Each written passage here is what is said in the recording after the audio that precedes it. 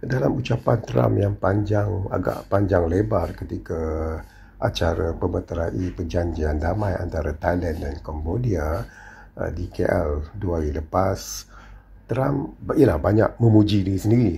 Tapi hakikatnya beliau ada menyebut memberi pujian kepada Malaysia kerana menjadi tempat perantara yang tidak berat sebelah, iaitu neutral. Sebab tu Trump kata berjayanya perjanjian damai antara Thailand dan juga Kemboja ini. Tapi hakikatnya pada yang masa yang sama, rundingan dagang antara kumpulan Amerika Syarikat dan China sedang berlangsung di Menara PNB ketika Trump berucap, dan diberitahu bahawa perjanjian kerangka utama telah dipersetujui oleh kedua-dua belah pihak, dan persetujuan ini akan dibawa ke Seoul semasa sidang APEC. Dan Trump kata beliau akan bertemu dengan Presiden Xi Jinping.